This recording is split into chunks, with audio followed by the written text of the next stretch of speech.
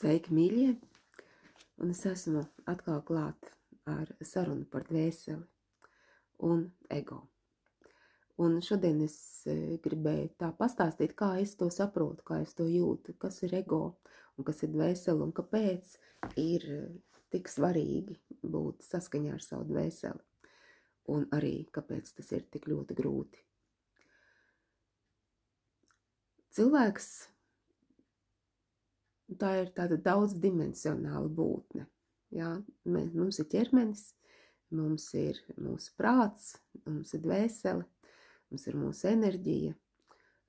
Vislabāk mēs esam pazīstami ar ķermeni un ķermeniskajām izpausmēm.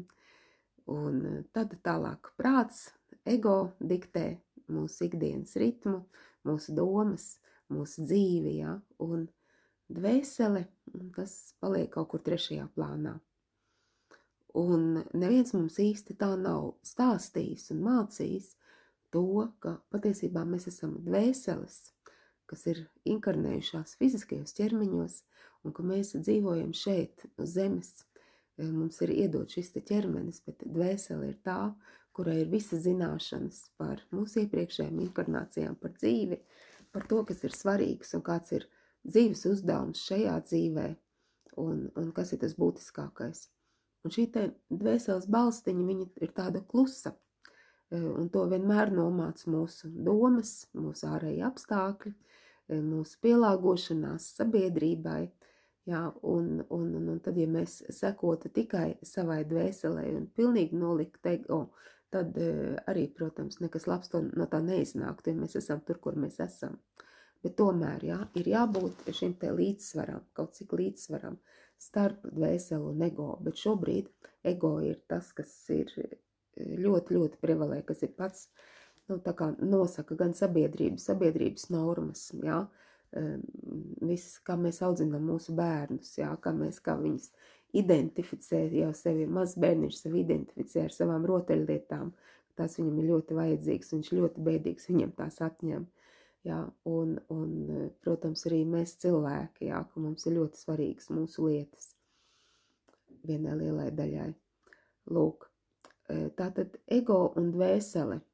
Es redzu ego, es viņu izjūtu tā kā tādu čaulu apkārt dvēseli, un dvēseli vēlētos no šīs čaulas atbrīvoties. Jo patiesībā runa ir par to, ka mēs visi gribam justies labi, gribam būt laimīgi, vai vismaz harmonijā, ja varbūt pat tā būšana harmonijā ir tas, kas ir tas visbūtiskākais, bet ego izpausmes mums tur ļoti traucē, un dvēsele gribētu tā kā, lai mēs būtu brīvāki, lai mēs būtu paši, bet ego mums traucē, jo mēs baidamies būt atšķirīgi no masas, mēs baidamies būt paši ar savām domām, ar savu viedokli. Kā izpaužās ego? Kā es to esmu jūtis savā dzīvē? Jā, vislielākā sajūta jau ir tā, ka man kaut kas pietrūkst. Pietrūkst mīlestības, jā, un to varbūt mēs meklējam pie citiem cilvēkiem, bet mēs nesaprotam, ka mums tā būtu jādod pašiem sev. Tas ir nemieris, pastāvīgs nemieris, kas liek iet tālāk, darīt kaut ko vēl, jā, jo ir dvēsele, kas ar mums runā, bet mums ir mazliet baila no šīs te tikšanās ar pašiem ar savu būtību, pabūt vienam un kaut ko labu izdarīt savā dzīvē pašiem priekš sevis, bet ego mūs dzen tālāk, darīs to rīt, pasēdēs rīt, padomās, jā, šodien tagad nav laika, tagad jāmazgā trauki. Tā ir baļa sajūta, jā, ego tā ir baļa sajūta, tā ir tā sajūta arī, kā es sev varbūt uzskatu pārāku par citiem cilvēkiem, vai arī es sev pazeminu, salīdzinot sevi ar citiem cilvēkiem. Arī tas, ka mēs gribam noteikti aizstāvēt savu viedokli, un ka mūsu viedoklis ir tas vienīgais pareizais. Jā, cita viedokļa nav pareizi, tikai mans viedoklis ir pareizs. Un tās ir ilūzijas, jā, ka mēs vēlamies, mēs esam iedomājušies, ka dzīvē jābūt tieši šādai, jā, un mēs sagaidām kaut ko, mēs gribam, lai notiktu tieši tā, un tad tas nenotiek, un tad mēs, protams, ir milzīga vilšanās, jo tās ir vienas no lielākajām sāpēm, tad, ja mūsu gaisa pilis sabrūk, jā, un tas viss ir ego. Tas viss ir ego. Jeb arī ego ir dzīvošana pagātnē.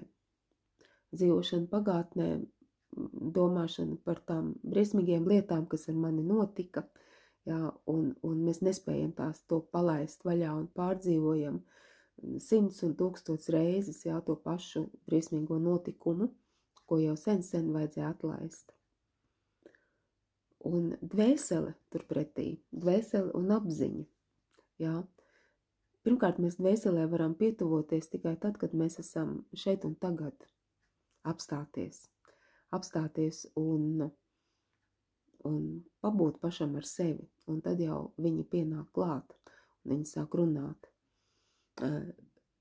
Es visvairāk, man liekas, spēju sazināties ar savu dvēseli tad, kad es zīmēju, kad es radu. Un tāda sajūta, kā nevis es turu to otru rokā, jā, bet dvēseli mana. Jā, un tā ir viņa, kas izvēlās krāsas, un tā ir viņa, kas varbūt arī nomazgā nost, ja man nesanāk kaut kas nomazgā nost kārtējo kārtu. Un tā ir vienkārši kolosāla sajūta, jā, sajust to, kā ir šis radošais spēks, jā, un tā ir dvēsele vienmēr. Radošie cilvēki noteikti ir tuvāk savai dvēselē nekā tie, kas baidās sevi izpaust radoši, teiksim tā, jo pilnīgi visi cilvēki to var darīt.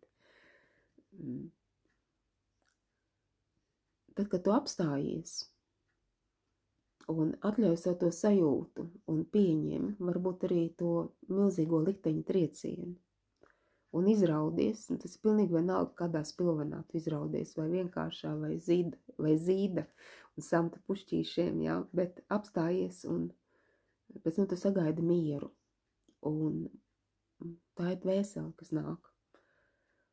Un, kad mēs esam šajā līmenī, tad mēs automātiski pieslēdzamies dievišķiem spēkam, un arī mums atverās intuīcija, un mēs dzīvojam dvēseles līmenī, sirds līmenī, un tad mums nāk izpratne, un nāk viedums, un tiešām sapratne par to, ko es vēlos no dzīves, un kas man ir tas visbūtiskākais. Un tā ir tā spēja atrast mieru sevī. Bet, tā kā visi apkārtējie cilvēki mēs esam, un arī paši, mēs arī tāpat, jā, mēs esam saprogrammēti, ka mums ir jādzīvo pēc kaut kāda noteikta modeļa, un prāts mums diktē pilnīgi visu, jā, tad šī te būšana dvēseles līmenī, tā nav pastāvīga, jā, tas ir tādi jauki brīži, jā, un tad atkal mēs esam atpakaļ. Un kāpēc tas būtu tik būtiski būt dvēseles līmenī? Tāpēc, ka tad, ja mēs esam dvēseles līmenī, automātiski mūsu vibrācijas ir daudz augstākas, mēs esam mierīgāki, un mēs arī spējam vienkārši ar savu esību palīdzēt pārējiem cilvēkiem, vienkārši ar to, ka mēs esam dvēseles līmenī.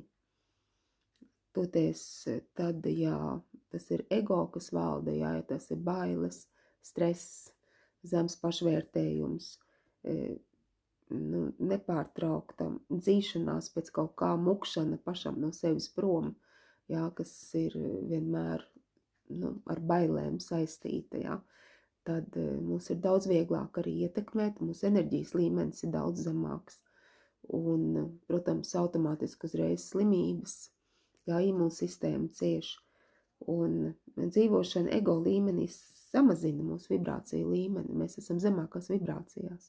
Mēs netiekam tālāk uz priekšu. Un būtu vienkārši fantastiski, ja mēs spētu sevi noturēt šajā te mierīgajā toņkārtā.